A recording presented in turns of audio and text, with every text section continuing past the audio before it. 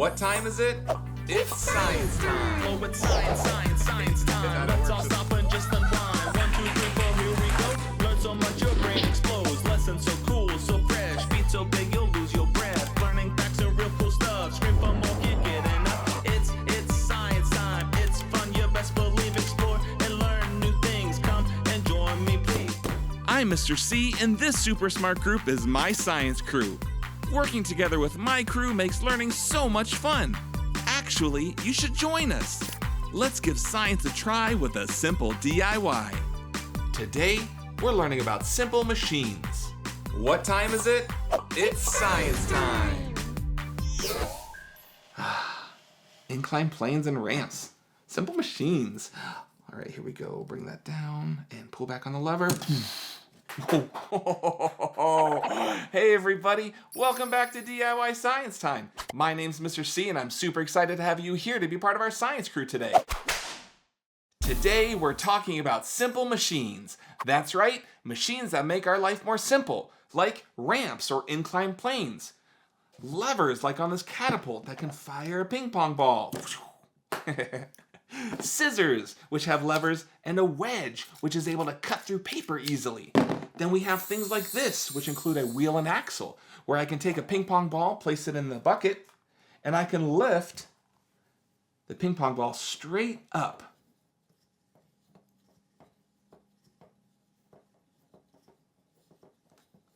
Perfect. Look at that. Now I have another ping pong ball, and I can take it, and I can fire it right at the camera. And lastly, you need to pull together some materials, like I'm going to pull against this pulley, so that we can learn about simple machines today. Pretty cool, right? Let's get ready to work. Today's activity will give us an advantage, a mechanical advantage. Grab the following items to build yourself a catapult.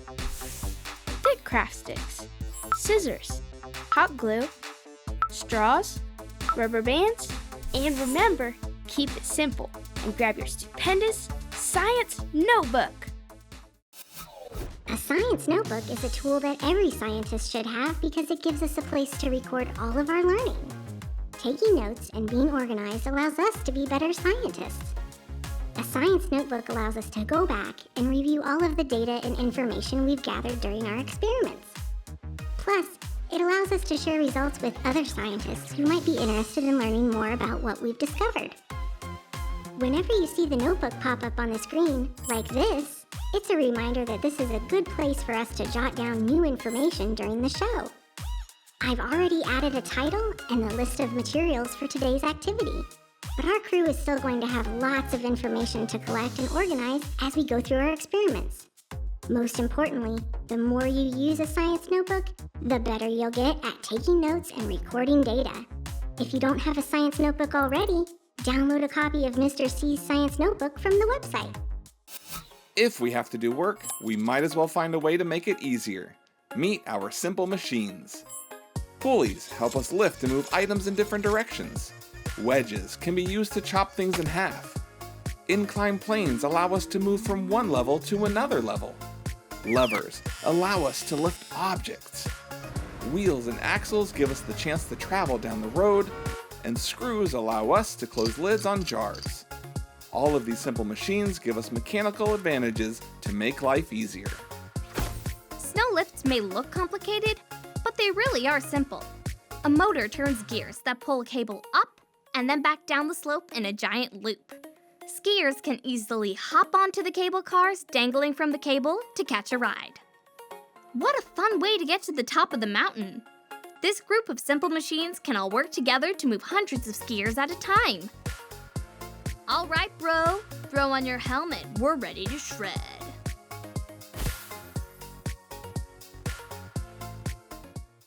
This here was the catapult you saw at the beginning of the show. It's really simple. Get it? This simple machine right here uses one craft stick on top of this bridge of craft sticks, and it's connected with this rubber band. And so when I pull down on it, this lever, all of the energy gets stored, and when I release it, the lever pulls back up and it catapults and it shoots the ping pong ball forward. This here is the fulcrum. It's the pivot point. So What we're going to do is, instead of having a simple catapult like this, we're going to build a more complex catapult that uses 2 simple machines, which makes this next build a compound machine. That's right, a compound machine, which uses more than 1 simple machine. First things first, you're going to grab 2 craft sticks and you're going to glue them like this, so we have a little bit of a cross, so we have a gap so that we can actually lay something there in the future. Now we want the opposite side to be exactly the same, so I'm gonna lay this here. I'm not gluing it to it, I'm just gonna use it as a guide. And now I have 2 sets that are exactly the same. The next thing we have to do is start building our base. I'm going to take a craft stick, take a bead of glue, glue this to there.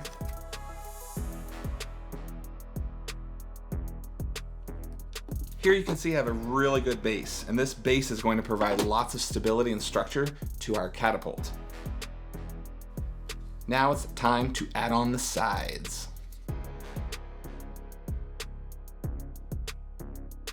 We're gonna bring a crossbeam over the center. I'm gonna make that in yellow, and I'm gonna do the same thing on the back side.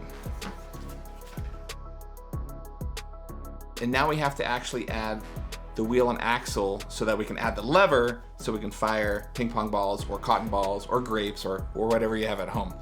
So we're gonna use a straw for this. We're gonna cut off about 2 inches of the straw, and we're going to use a skewer stick. We're gonna put the straw onto the skewer stick, and we're going to then glue this down so that it's firm, but then this can still spin. That's what's going to give us that action for the lever to be able to swing back and forth. And now we're going to add our lever to our catapult. So we're gonna glue this down here, and I'm just gonna start with a little bit of glue, and that way it's going to be able to dry, and then I'll add more glue to make it really sturdy, because we don't want this to break off.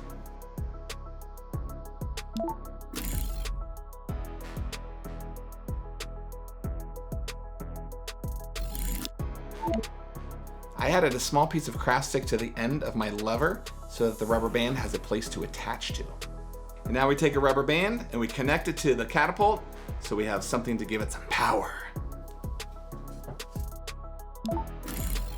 Loop it around, and then you're gonna go up and through, and you're gonna pull it right there over that part, and that's going to hold it in place so that when you pull it, oh yes. Now, right now, it's gonna be really difficult for us to actually fire a ping pong ball from here because there's nothing to hold the ping pong ball in place. So what we need to do is we're gonna take our straw and we're just gonna build like a little box around the top of that so that it's able to kind of cup the ping pong ball. It looks like it's gonna work. We have our lever, which is being pulled back here, and then we have our wheel and our axle. So this here is acting like the wheel and the axle. It's allowing it to spin around the axle, which allows us to get this extra leverage. We let go. Oh, and it also kicks up, so we might have to stabilize it. But let's see if this works. Let's try a ping pong ball first.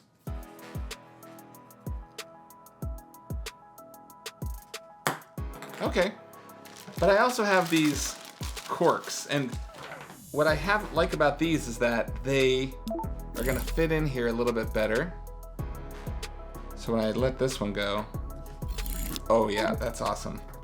So it's wanting to fling it like straight out. Let's see here. Oh, that was cool. That was so cool. So the cork actually works really good. So I can pull that back, I can load it, I can put the load into my catapult, and I can fire it. I can load it back, I can fire it. Oh, that's so cool. I can load it back.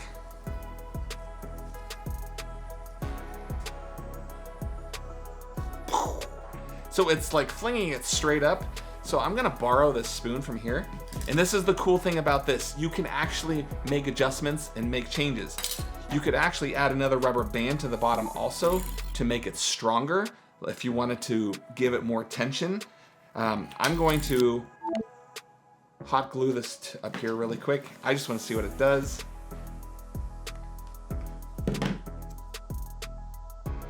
So I'm going to extend my lever. Because right now, oh, it slowed it down a lot. Do you see how it's not flipping as much or quickly? So we're going to see what it does.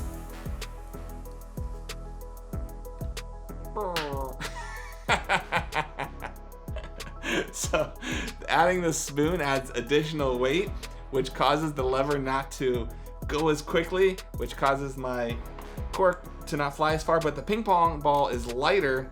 So let's see what that does. So it works, it's a little bit slower. So I'm gonna make some adjustments, but this is a really cool thing. Simple machines. We've got our lever, we've got our wheel and axle, and you can have fun building and adjusting this. So I'm gonna add more rubber bands to it, and at the end of the show, I'm going to try it with some thicker rubber bands to see if we can actually catapult our ping pong balls and our corks a little farther.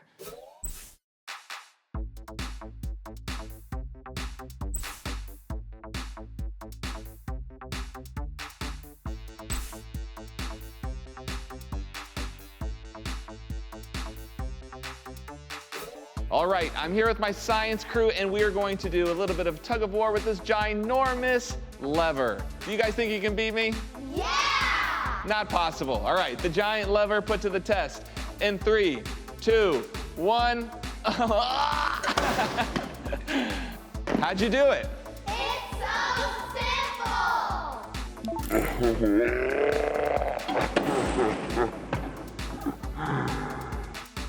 That's so not fair. There's 6 of you.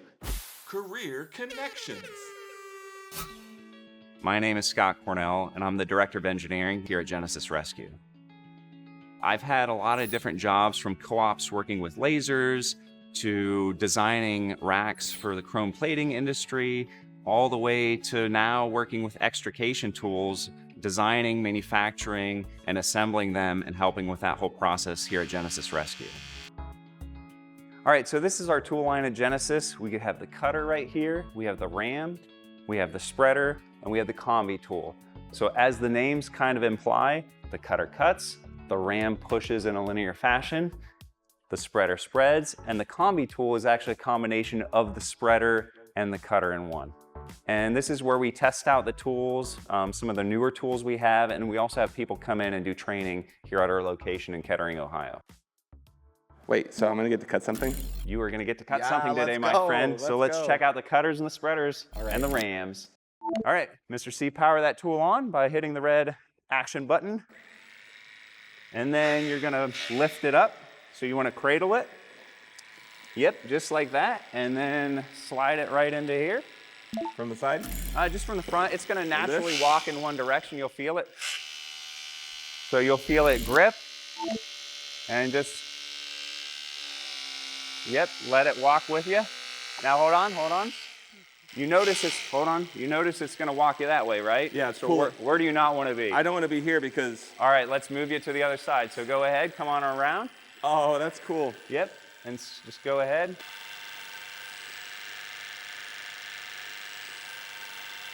And then go ahead and complete that cut. You're just gonna hold it full force and you're gonna feel it pop once it goes. Just keep holding it, keep holding it. Keep holding it. There it is. Oh, that was awesome. And what's amazing is just this one trigger button cuts this B-frame, right? B-post. B-post, right apart. Oh, that's awesome. We start in the computer usually designing the components. And with that, we use SolidWorks. It's a 3D modeling software. It's a CAD package. And with that, we'll design the components.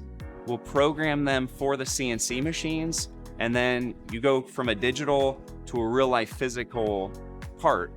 With that, you have to communicate to the manufacturing department tolerances. So how precise does that part need to be? You know, what are the critical dimensions? What dimensions do you have to measure to make sure this part meets the specifications? And communicate that to the manufacturing shop. So I design it in a 3D world, but I have to move that into a physical space.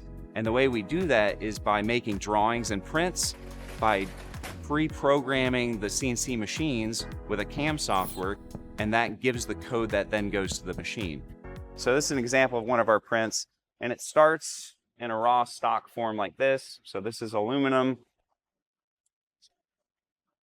So we start off at like 2.75 inches, and then the final product is 2.69 inches. So we remove material from the outer diameter, and it goes through its first process, turns into this, and then it goes through its second process, and this is its final form. You'll notice it's red. That's because it has an anodized coating to give it that red look. So this actually plugs into a tube, and it's for stabilization, and the shape is just to give it that grip. It's very sharp, so it'll press into something and hold and not move around. So this will be the final product. Our tools are used in the rescue industry. The rescue industry, you don't get a second chance to do it again. You're out there at an emergency and you get one shot at it. And it is a very high precision tool that we produce that has to be right every time. My background helps define what the tool needs to be, from the test procedures we do on it to the high precision of manufacturing that we use when creating it. So there's a lot of knowledge that I've learned in schooling and just along the way in my career path that lets me leverage that knowledge into making a better tool, because it has to be right every time. Don't get yourself in a pickle. When you're cooking and need a specific tool, reach for one of the many simple machines found in the kitchen. Forks are wedges that poke into our food so that we can lift it to eat. A cheese grater is a wedge used to shred things like cheese. A can opener brings together 4 simple machines to open a can: a screw, a lever, a wedge, and a wheel and axle. Those tools for sure make my life easier and tastier. All right, now the tides have turned. Are you guys ready to try it again? Yeah! All right, here we go. In 3, 2, 1, go.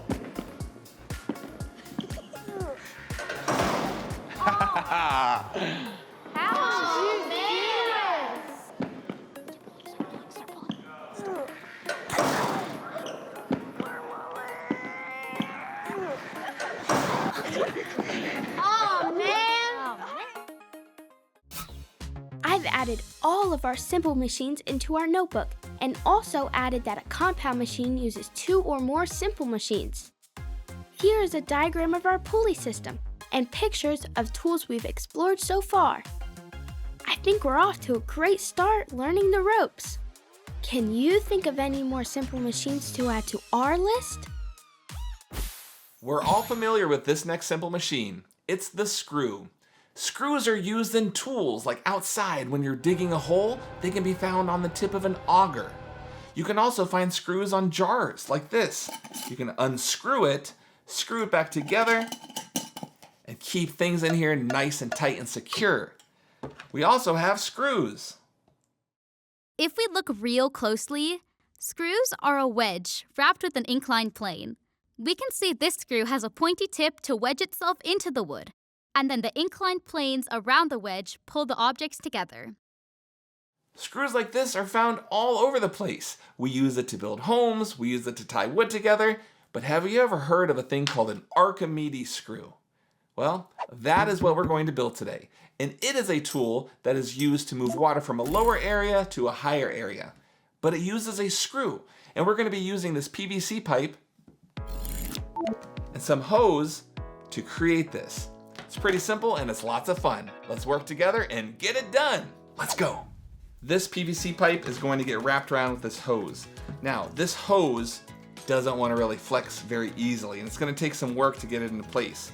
So what I'm going to do is I'm going to use pieces of tape, and I'm going to basically get my hose the way I want it set up all the way down the PVC pipe. And then I'm going to come back and I'm going to glue it, because I want the screw part on the outside to be consistent. So I want to have that consistent feel. So I want them spaced about the same. I want to keep them about the same angle, and that's going to allow me to move water up there successfully. The tape helps a lot. And then I'm going to cut it off right here, because this is the end of it. And now I'm going to go back in, and now I'm going to start to glue them.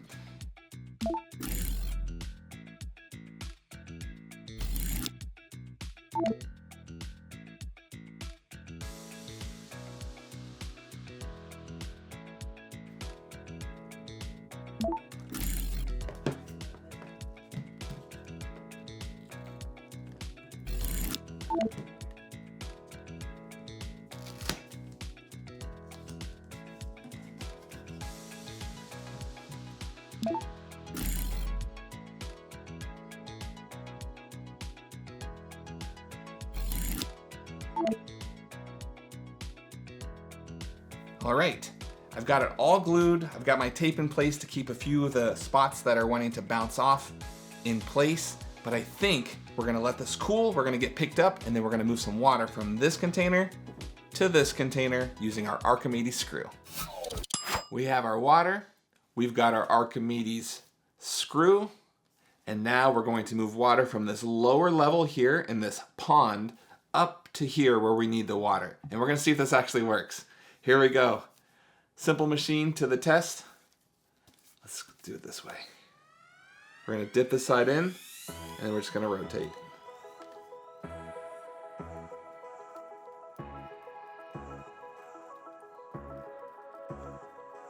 It's working. Oh, we're getting to the top, we're getting to the top.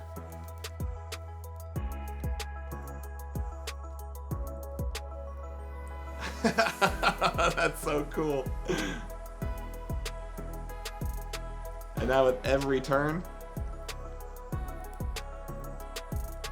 that is so incredible. You can see the water moving up. And if I lift it up just really quick as it is, we can see, oh, there we go. We can see there's water in all of the tubes. And as it pushes the water up and it rotates, it falls into the next tube and it continues all the way up. That is incredible. An Archimedes screw. You need to build one of these. But what would happen if you had more spirals? What if you had more threads on the screw? What if you had less? What if you had a larger diameter tube? There are so many things that you can do to change the variables on this, and it's such a fun way to explore this Archimedes screw because you have the capability of making all sorts of adjustments to transport water more efficiently up a slope into a different pond. Very cool. You've got to build one of these. Scissors are an essential tool for all of the DIY science crew. But did you know scissors are a great illustration of a compound machine? Compound machines are built using more than one simple machine to make work easier. Scissors use levers. You can see how they pivot at the connected fulcrum. And if you look closely at the edges of the blades, there are wedges that work together to slice paper easily. Now that's what I'd call cutting-edge science. It was such a simple day today. Wedges, wheel and axles, pulleys, screws, incline planes and levers. Simple machines are all around us. What's your favorite simple machine? I'm not sure what mine is just yet, but I really do love that catapult and how it was a compound machine. I wonder how far you could make your catapult launch things. I bet you could find ways to improve Mr. C's design. We've had an amazing day talking about simple machines, and there's one more that we still have to talk about. It's the pulley. This pulley allows me to change the directional force that I apply to lift something. See, I can lift something straight off the table, or I can pull on this pulley and I can bring my DIY Science Time notebook right up to me. And if you don't have one yet, hop online and download it. It's a great way to keep track of all the information when you're doing experiments. And have you been wondering what was inside of this box and why it was hanging in the back of the room? Well, let me show you. This is the mystery box. And if I pull this right one here, well, your left, the left string, nothing happens. If I pull the right string, nothing happens. But if I pull the center string, the mystery box lifts to the sky and I can let it come back down super easily. And you might be wondering, whoa, what's going on? Well, let me tell you, it's simple. That's right. Something is happening inside of this box that is so simple that it defies logic, and it makes us think it's impossible to be able to pull down on something to make it go up. But based on what we just saw with that notebook, check this out. If I open this up, it is that simple, literally. I used a washer up here, and it's acting like a pulley. I attached a string here, which allows this washer to grab onto it, and when I pull here, it lifts everything up, just like that. Isn't that cool? You can build one of these. You can hang it in your room, trick friends and family, but most importantly, you'll know how simple it is to build a mystery box to hang at your house. Awesome day, awesome fun, learning with everyone. I loved it. So, with that, I want to say, keep learning, keep exploring, keep having fun, and remember, science and simple machines is wherever you are. Take care, everybody. See ya. Bye.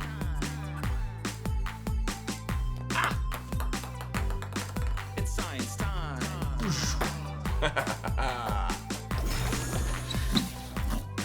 It's science time. It's science time. It's so much fun. Learning This next activity is going to Catapult. it's science time. Yes, yeah, best believe. My glue stick just fell apart. Here with Mr. C. Now what we have to do, oh, we didn't say a skewer stick in the materials. We know it's awesome. We know it's great. It's science time. So Learning about simple machines. Pretty simple, right? Simple, simple, simple, simple, simple. Science, science, science.